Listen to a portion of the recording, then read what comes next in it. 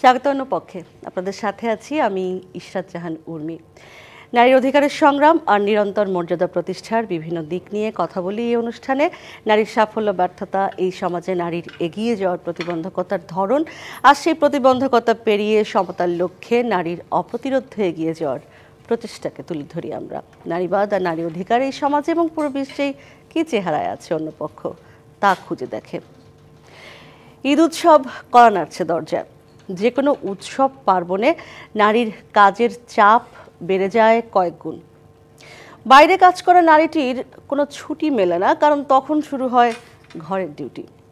সমাজ সংসার চায় নারী হবে সুপার উইম্যান।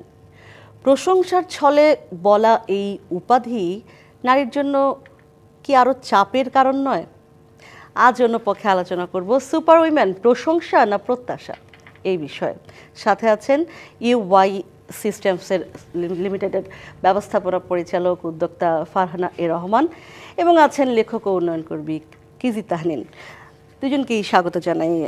কিজি, আমার আসলে মনে পড়ছে একটা বিজ্ঞাপনের কথা, যদি একটা ইন্ডিয়ান বিজ্ঞাপন, সেখানে দেখানো হচ্ছিল ফারহানা এ রহমানের মতো একজন খুব সুপার উইম্যান একজন নারী, তিনি খুব কাজ করছেন, রাত হয়ে গেছে, তার ডেডলাইন মিট করতে হবে, তিনি করছেন ডেডলাইন মিট এবং একটা সময় তিনি পারলেন না। তো না পারার ফলে তখন নিজেকে নিজেই বললেন যে ঠিক আছে, কিছু না কিছু তো ছাড় দিতেই হয়। এবং সবাই যখন তাকে খুব প্রশংসা করছে তখন তিনি এই কথাটা বলেন যে এই যে আমাকে তোমরা সবাই এত সব পারো, তুমি সব পারো, এটা কি আসলে তোমরা প্রশংসা করো নাকি আসলে আমার প্রত্যাশা চাপাও যে আমি যেন আরও পারি আরও পারি? নারীর প্রতি এই যে আরও পারতে হবে, এর বিরুদ্ধে আমরা গত কয়েক বছর ধরেই কথা বলছি। বিশেষ করে আমি নারী আমিই পারি এই ধরনের ক্যাম্পেইনের বিরুদ্ধে আমরা কথা বলছি। পরিস্থিতি কি আসলে বদলেছে বলে মনে করেন? ধন্যবাদ সবাইকে। ঈদের শুভেচ্ছা। ঈদ সামনে তো, এখানে ঈদ আসলে এই কনসেপ্ট সুপার উইমেন কনসেপ্ট বা সিনড্রোম যেটা, সেটা আরো বেশি দেখা যায় প্রতি ঘরে। সারা বছর অত কথা আমরা বলি না। আমি বলি, আমার বারবার কালকে যখন আমি শুনছিলাম আমার ডেবোরা স্পারের সেই সুপার উইমেন সিনড্রোম যেটা নিয়ে কথা উনি বলেছিলেন প্রথম, সুপার উইমেন সিনড্রোম, সেটা খুব ইন্টারেস্টিং যে এই যে সব পারতে হবে, সবখানে আমাকে পারফেকশনে যেতে হবে, এই সিনড্রোমটা। এখন একটা খুব ইন্টারেস্টিং ব্যাপার হচ্ছে, আজকের নারী হিসেবে আমি আমার শিক্ষাকে বেছে নিতে পারছি। আমার শিক্ষা মানে কোন ধারায় আমি শিক্ষা নিব, আমার পেশা কি হবে, আমার জীবনসঙ্গী কেমন হবে, যেটা দেখলে আমার দাদি বা নানি বা আমাদের মায়েদের জেনারেশন অবাক হবেন, তারা বিস্মিত হবেন, হ্যাঁ, ঈর্ষান্বিত হবেন। কিন্তু তারপরও আমরা কেন আটকে গেলাম, কোথায় আটকে গেলাম, কেন এত কনফিউশন, কেন এত দ্বিধা? কারণ কি, আমি খুব বিনয়ের সাথে বলি, আমাদের যে নারীবাদ চর্চাটা পুরো পৃথিবীতে হচ্ছে, এখানে আমরা একটা গ্যাপ আছে। কিন্তু সেটা হচ্ছে আমরা নতুনের দিকে যাচ্ছি, নারীর ক্ষমতায়ন, নারীকে সুপার উইমেন। পুরনো যে ধারণাটা সেটাকে কাঁধে নিয়ে যাচ্ছি যে নারীকে সব কিছু করতে হবে, ঘরের কাজও করতে হবে, বাইরের কাজও করতে হবে। তাহলে কি নারী করবে না? আপার মতন একজন যিনি আসলে, আমি সুপার উইমেন কনসেপ্টে যাচ্ছি না, কিন্তু যিনি সব দিকে সামলান, তাহলে তার বাড়ি কি মানে না দেখা একটা ফেলে রাখা একটা জায়গা হবে যেখানে উনি ফিরে যান? ব্যাপারটা তা না। ব্যাপারটা হচ্ছে কি, ওয়ার্ক লাইফ ব্যালেন্স যেটা বলে, আমার কাছে মনে হয় সেটা সত্যি না। সেটা হচ্ছে নিজের লাইফটা ব্যালেন্স, সেটার মধ্যে কাজ আসবে, সেটার মধ্যে মানসিক স্বাস্থ্য আসবে, সেখানে সব আসবে। সেখানে যে বিজ্ঞাপনের কথাটাই সত্যি, যে আমি আসলে কতটুকু পারবো কি কতটুকু পারবো না, এই হিসাব নিকাশটা করে ফেলতে হবে। তো সেই হিসাব নিকাশের জায়গায় উর্মি আমরা এখনো পৌঁছাইনি, এবং কখনো কখনো ছেড়েও দিতে হবে। ফারহানা রহমান, আমরা আসলে ছাড়তেই চাই না, এটাও একটা বিষয়। আমাদের একেবারে ফুলদানিটা ঝকঝকে তকতকে থাকতে হবে, ঈদের দিন ঘরে একটা সুন্দর ফুলের সুবাস থাকতে হবে, এটাও যেমন লাগবে। রান্নাঘর থেকে খাবারের সুগন্ধ আসছে, আবার আমরা যেরকম সাংবাদিকতা করি, আমাকে অফিস করতে হবে, ঠিক টাইম মতো সেজেগুজে অফিসেও আসতে হবে। এই যে আমরা ছাড়তে চাই না, এটা তো আসলে একটা মাইন্ডসেট। ব্যাপারটা এমন না যে আমি ছাড়তে চাই না, আমি সব চাই। কোথাও থেকে আমাদের উপর চাপিয়ে দেওয়া হয় যে পারতে হবে, কানের কাছে কেউ গুনগুন করতে থাকে। সেই জিনিসটা থেকে বের হবার উপায় কি? আসলে এটা কোথা থেকে শুরু হয়েছে আগে সেই জায়গাটা বোধহয় মানে আলোচিত হওয়া প্রয়োজন, যে মেয়েরা বাইরে কাজ করলে ঘরের অনেক কিছু কম্প্রোমাইজ হয়, বাচ্চা কাচ্চাদেরকে মানুষ হয় না, বাচ্চারা আসলে যেই মা বাসায় থাকে আনঅ্যাটেন্ডেন্ট থাকে, অনেক কিছু তারা পারে না। সো সেই জায়গায় মেয়েটা যে বাইরে কাজ করে সে কিন্তু সবসময় একটা মানসিক দ্বন্দ্বের ভিতরে থাকে, এবং তার জন্যই সে সুপার উইমেন বলে প্রতিষ্ঠিত হতে চায়। তো ওই জায়গাটা থেকে আসলে আমাদের বের হওয়ার সময় হয়ে গেছে আমি মনে করি, কারণ অনেক মেয়ে বাসার বাইরে কাজ করে, এবং বাসার বাইরে এবং ঘরে একইভাবে পারফর্মার হওয়া অনেক সময় পর্যন্ত হওয়া যায়, কিন্তু একটা বয়সের পর আমি মনে করি যে সেটা হওয়াটা ঠিক না। অন্যদেরকে রং মেসেজ দেয়া হয় একটা বয়স পর্যন্ত। কেন হতে হয় তার কারণ হচ্ছে আমার বাচ্চার কাছেও তো আসলে একটা জবাবদিহির জায়গা আছে। ও যখন ছোট থাকে তখন আরেকটা বাসায় যখন যায়, ওদের বাসায় হচ্ছে এই বাসায় কেন হচ্ছে না, প্রেশারগুলো আসলে কোথা থেকে হয়, কোন প্রেশারগুলো আমরা নেই আর কোন প্রেশারগুলোকে আমরা ঝেড়ে ফেলতে শিখেছি। আমরা হয়তো বাইরের কিছু প্রেশারকে ঝেড়ে ফেলতে শিখেছি, কিন্তু আমাদের ঘরের ভিতরে যখন এই কথাগুলো হয় তখন কিন্তু এগুলো অ্যাভয়েড করা যায় না। তো আমি মনে করি যে শুরু থেকে যদি এই কথাগুলো আলোচিত হয়, যখন একটা বাচ্চাও এই কথাগুলো শুনতে শুনতে বড় হয়, সে কিন্তু আর ওই কম্পেয়ারটা করে না, তখন উল্টো সে বলতে শেখে যে আমার মা তো এটা করেছে, আমার মায়ের তো এই জায়গাটা আছে, যে জায়গাটা হয়তো বা যিনি ঘরে আছেন ওটা তোমাদের নেই। তো ওই কম্প্যারিজনটাই কিন্তু একটা মেয়েকে সুপার উমেন আমি হতেই হবে ওই জায়গাটাতে আমাদেরকে নিয়ে যায়। তো ও মাথার ভিতর থেকে ঝেড়ে ফেলার একটাই বুদ্ধি যে আমাকে সুস্থ থাকতে হবে। এই জায়গাটাতে আমি আসবো, নিজের মানসিক স্বাস্থ্য। এই যে বাচ্চাকে, মানে আমরা বলছি যে আমরা বাইরের চাপটা মোকাবেলা করতে শিখেছি, আমরা এখন বাইরে অতটা হয়তো পাত্তা দিচ্ছি না, কিন্তু আসলেই তো বাচ্চাটি যখন বলবে যে অমুক বাসায় এই হয়, আমার মা যেহেতু ওয়ার্কিং উইমেন, কি জানি আমি জানি না কেন নারীদেরকে ওয়ার্কিং উইমেন বলে, ওয়ার্কিং ম্যান বলে কিছু নাই কেন আমি জানি না। তো এখন সেই ক্ষেত্রে বাচ্চাদেরকে আসলে কি শেখানো দরকার তাহলে সেই ক্ষেত্রে, এবং কখন বাচ্চাটা আসলে মাকে নিয়ে প্রাউড হবে যে না এটা মা করছে না, তার কারণ আছে? হ্যাঁ, প্রথমেই যদি আমাদের পরিবার থেকে সুপারম্যান এবং সুপার উইমেনের কনসেপ্টটাকে আমরা বাদ দিতে পারি, আমার মনে হয় যে একজন সন্তানের জন্য সেটা সবচেয়ে মানে মানসিক স্বাস্থ্যের জন্য সবচেয়ে ভালো। আপনি দেখেন সুপারম্যান কাদের বলে? যারা উড়ে উড়ে মাকড়সাল জাল বিছিয়ে যারা দেশ সংস্কার করে। আর সুপার উইমেন ঘর সামলায়, বাড়ি সামলায়, শ্বশুর বাড়ি সামলায়, বাবা মায়ের বাড়ি সামলায়, চাচা শ্বশুর, খালা শ্বশুর, সবার সামলায়। হ্যাঁ, তো আমার কথা হচ্ছে আমাদের মেয়েদের আসলে, আমি সব সময় বলি, আমি অন্যদের কি দায় দিব উর্মি, মেয়েদের আসলে নিজেদের বোঝাপড়ার জায়গা আছে। আমার সন্তান আমাকে কিভাবে দেখবে, আমি যেভাবে দেখাবো সেভাবেই দেখবে। প্রথমেই হচ্ছে ওয়ার্ক ডিস্ট্রিবিউশন। আমি সব পারি এবং আমার মেরুদণ্ডে 40-এর পর থেকে ক্ষয় হয়ে গেল, আমি হাঁটুতে ব্যথা হয়ে গেল, সেটা সুপার উইমেনের কনসেপ্ট একসময় ওই যে আপা যেটা বলেন বয়স হতে হতে ম্লান হয়ে যায়। বরং আমি একজন কান্ডারি পরিবারের, সবার এখানে ডিভিশন অফ লেবার আছে, তুমি এটা করবে, তুমি এটার জন্য বাহবা পাবে, অ্যাপ্রিসিয়েশন পাবে, এবং আমি তোমার এটা দেখে দিব, আমি মনিটর করব, আমি তোমাকে পরামর্শ দিব, আমি এতটুকু কাজ করব। এই বোঝাপড়াটা যদি পরিবারের মানুষের সাথে সংসারের শুরু থেকে থাকে, সমস্যা অর্ধেক কমে যায়। আমি সেভাবেই নিজেকে দেখাবো, যেভাবে আসলে অন্যরা আমাকে সেভাবেই দেখবে, যেভাবে আমি নিজেকে দেখাচ্ছি। মানসিক স্বাস্থ্যের কথা বলছিলেন ফারহানা রহমান, এখন এই সুপার উইমেনের বিপরীতে এই কনসেপ্টটা কিন্তু খুব দাঁড়িয়ে গেছে যে সুপার উইমেন হতে হবে না, কোথাও কোথাও একেবারে গা আলগা করে দিয়ে আমি শুয়ে থাকবো, অলস শুয়ে থাকবো, আমি কিছুই করবো না, আমি বইও পড়বো না, টিভিও দেখবো না, আমি শুয়ে থাকবো, বা আমি আমার মস্তিষ্ককে রেস্ট দেব, শরীরকে রেস্ট দেব।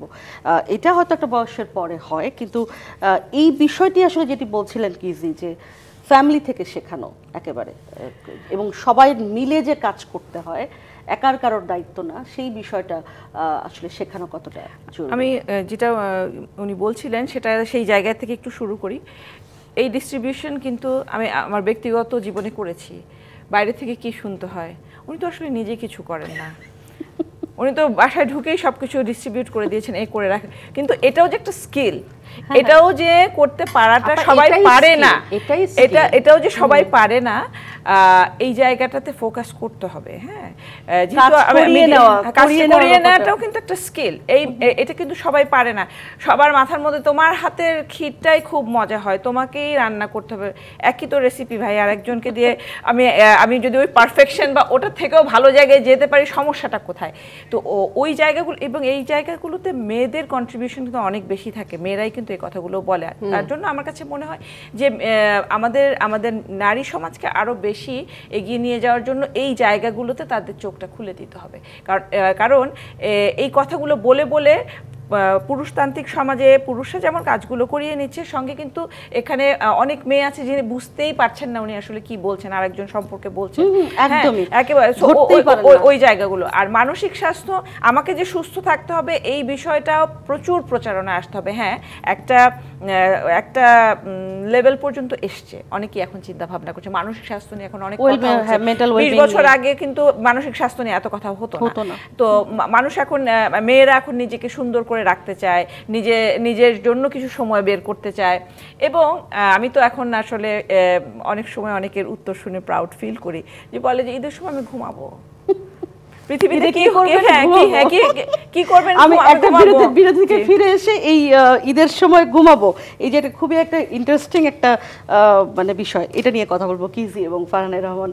অন্যপক্ষে একটা বিরতি নিচ্ছি, থাকুন আমাদের সাথে কিছু বিরতির পর। আবারও স্বাগত অন্যপক্ষে। আজ কথা বলছি অন্যপক্ষে সুপার উইমেন, প্রশংসা না প্রত্যাশা, এই বিষয়ে। কিজি যেটি বলছিলেন ফারহানা রহমান, যে ইন্টারেস্টিং উত্তর আসে এখন মেয়েদের কাছ থেকে, যে ঈদে কি করবেন। আগে আমরা বলতাম ঘুরতে যাব, বেড়াতে যাব, এটা করবো সেটা করবো, এখন মেয়েরা বলে ঘুমাবো।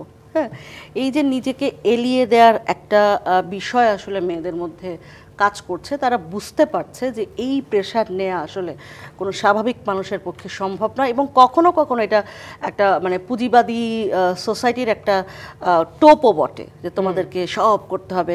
এবং নিজের জন্য সময় বলতে আমরা বলছি পার্লারে যাওয়া, অনেকগুলো টাকা খরচ করা। হ্যাঁ, একটা শাড়ি কেনাও মানে তো নিজের জন্য টাকা খরচ করা, এবং এটাও এক ধরনের টোপ। এর বাইরে গিয়েও নিজেকে সময় দেওয়া যায়, সেটা যে জরুরি, সেই বিষয়টা যদি একটু তুলে। হ্যাঁ, এবং এইটা যেটা আসলে আমরা আলোচনা করছিলাম, এটা জরুরি। এবং এটা যেহেতু মেয়েরা এখন বলতে পারছে, যে আপা বললেন অনেকের কাছ থেকে শুনেন, তার মানে কিছুটা পরিবর্তন তো আসছে। আমি সেটা একটা পজিটিভ জায়গা থেকে দেখতে চাই। সেটা কেন আসছে? কারণ মেয়েরা আবার বাইরেও সমান সময় দিচ্ছে। যদি সে বাইরে সমান সময় নাও দিয়ে থাকেন, উনি একজন হোম মেকারও হন, তার পূর্ণ স্বাধীনতা আছেন, তার যদি মনে হয় যে তার একটা নিরবিচ্ছিন্ন বিশ্রামের সময় লাগবে, সেটা সে নিতে পারে, এবং সেটা বোঝাপড়ার ব্যাপার। এই যে একটা উদাহরণ আপা দিলেন না, যে আমার হাতের ক্ষীরটা খুব ভালো হয়, কোনো সমস্যা তো নেই, আমার তো ভালো লাগে ভালোবাসার মানুষদের জন্য ক্ষীরটা বানাতে, তাহলে পর্দা ধোয়ার কাজটা পরিবারের আরেকজন কেউ করুক। এখন কথা হচ্ছে যে নারীরাও কিন্তু মাঝে মাঝে এই ক্ষমতাটা ছাড়তে চান না, কারণ পুরুষতন্ত্রের শিকার এবং পুরুষতন্ত্রের ধারক কিন্তু নারীরাও, এটা স্বীকার করতেই হবে। এবং সুপার উইমেন কনসেপ্টটা কি? পুরুষতন্ত্র এবং ক্ষমতাতন্ত্রের সবচেয়ে অত্যাধুনিক পোস্ট মডার্ন একটা কনসেপ্ট, যেটা আমরা বুঝতে পারি না, যেটা আমরা বুঝতে পারি না। এবং এইটা আমাদের বিজ্ঞাপনে আসছে, এটা আমাদের বিভিন্ন ক্যাম্পেইন, আপনি শুরুতে যেটা বললেন। তো আমার কাছে মনে হয় এই বোঝাপড়াটা থাকবে, পরিবারের আর সবার যদি বিশ্রামের প্রয়োজন হয়, এবং নারী যদি মনে করেন কিছুটা বিশ্রাম নিয়ে সে তার ঈদ উদযাপন করতে চান, একটা অংশ সেটা করতে হবে। একটা জিনিস একটু ফারহানা রহমান, আমাদের কি তাহলে ব্যাপারটা কি এরকম, যে উৎসব পালনের ধরনটা কি পাল্টানো দরকার কিনা? কারণ যদি আমি বলি যে আমি পর্দা ধোবো না, আমি সোফার কাভার পরিষ্কার করব না এই মুহূর্তে, এখন যে পুরুষটি আসলে বাইরে কাজ করেন তিনিও বলতে পারেন যে আমারও বিশ্রাম দরকার। হ্যাঁ, নারীও বিশ্রাম চাইছেন, হোম মেকার হলেও তিনি এই বিশ্রামটা চাইতে পারেন। সেক্ষেত্রে কি আসলে আমাদের উৎসব পালনের ধরন বদলানো দরকার? কই এরকম ঘটনা কি আমরা বিদেশে শুনি, যে ঈদের আগে কাপড় ধোয়া নিয়ে ঝগড়াঝাটি মারামারি লাগছে, এরকম তো হয় না। তাহলে আমাদের উৎসব পালনের ধরনটা, বা আমরা খুব বেশি আসলে অর্নামেন্টাল হয়ে যাই কিনা, ক্ষীর রানতেই হবে, হ্যাঁ রেজালা রানতেই হবে? আমাদের ছোটবেলার ঈদগুলো যদি আমরা চিন্তা করি তখন কিন্তু আমাদের এত এই যে অর্নামেন্টাল শব্দটা আসলেই আমি এত দেখানোর প্রবণতা ছিল না। এখন আমাদের যতটা দেখানোর প্রবণতা দেখা যাচ্ছে যে আমাদেরকে ঈদের জন্য এটা এটা এটা এটা করতেই হবে। আমি ইচ্ছা করেই ইয়েগুলো বললাম না, কিন্তু আমরা জানি যে আমাদেরকে এগুলো করতে, কিন্তু আমাদের ছোটবেলায় কি এটা ছিল না। তো প্রত্যাশার জায়গাটার পরিবর্তন ডেফিনেটলি হয়েছে, যেটা কিনা আমি বলবো কিছুটা নেগেটিভ দিকে হয়েছে, কারণ এত দেখানোর কিছু নাই। আমি যা সারা বছর আমাকে যা মানুষ দেখে আমি কিন্তু তাই।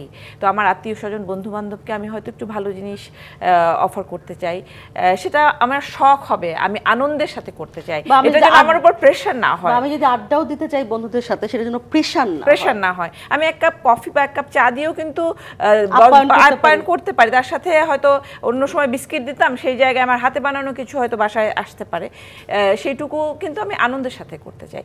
এবং এটা আমার ধারণা নারী পুরুষ নির্বিশেষেই করতে চায়, কিন্তু প্রত্যাশার জায়গাটা নারীর কাছে অনেক বেশি থাকাতে তাকে দেখা যায় যে যেদিন থেকে ছুটি শুরু হয়েছে সেদিন থেকে তার পর্দা ধোয়া শুরু কিছু প্রত্যাশা কিন্তু নারীরা নিজেরা চাপিয়েও নেয় যে আমাকে প্রমাণ করতে হবে যে আমার পুরো টেবিল ভর্তি খাওয়া এবং আমার সব আত্মীয় আমার সেই রান্নার প্রশংসা করছে এবং আমার বাড়ির সৌন্দর্যের প্রশংসার পঞ্চমুখ। এই বোঝাপড়াটা নিজের সাথেও করতে হবে। কিন্তু আর কি কিছু মানে আর কোনো কিছু, আমি একটা বললাম যে নারীদেরকে নিজেদের থেকে বিষয়টা থেকে বের হতে হবে, উৎসবের ধরন পালনের ধরন পাল্টাতে হবে। আর কিছু কি? হ্যাঁ, আমার কাছে কিন্তু ঈদ এখনো খুব আনন্দের, আমি এখনো আনন্দ পাই। এবং যে আমার কাছে মনে হয় আশেপাশে যে মার্কেটে যখন দেখছি যে বিভিন্ন অর্থনৈতিক অবস্থার মানুষ সবাই আসলে ঈদ এবং একটা উৎসবের জন্য অপেক্ষা করে, তাহলে তাদের আসলে সেই জায়গাটাতেই আসতে হবে যতটুকু করলে পরে ঈদের দিনটা আমার পরিবারের জন্য স্বস্তি এবং খুশির হবে, আনন্দের হবে। আমি সুস্থ শরীরে কোথাও বেড়াতে যেতে পারবো বা একসাথে বসে টিভিতে একটা অনুষ্ঠান দেখতে পারবো, ততটুকুই করব, এর বাইরে না। এই কনফিডেন্সটা আসলে নিজের মধ্যে একদম ফারানোর শেষ লাইনে আমি সবসময় একটা কথা বলতাম, যতটুকু পারি ততটুকু করি, বাকিটার সময় আরাম করি। আরাম করার এই আহ্বান আমরা মেয়েদেরকে জানাতে পারি কিনা? একদম মানে অবশ্যই। এবং আনন্দ করা বা আরাম করার কিন্তু যার যার নিজস্ব ধরন আছে, সেটাকে স্ট্যাবলিশ করা যে আমি এটা করেই আনন্দ পাই। আমি হয়তো বাসায় বসে এক কাপ চা খেয়েও আনন্দ পেতে পারি, চা খেতে তো সারাদিন কাটিয়ে সেটাতেই আমি আনন্দ পেতে পারি, এবং এটাতে কোনো অপরাধ নেই। ঈদের দিন তুমি কেন এটা করছো, এই প্রশ্ন আসলে করার কোনো জায়গা নেই। অনেক ধন্যবাদ দুজনকেই, ঈদের অগ্রিম শুভেচ্ছা রইল। আশা করি ঈদে আমরা আরাম করতে পারবো, রিল্যাক্স করতে পারবো, সেই আশাটুকু অন্তত করতে পারি, জানি না কতটুকু কি করতে পারবো। ধন্যবাদ ফারহানা রহমান, ধন্যবাদ কিজিতা, ধন্যবাদ। এই ছিল আজকের অন্য পক্ষে। থাকুন ডিবিসি নিউজের সঙ্গে।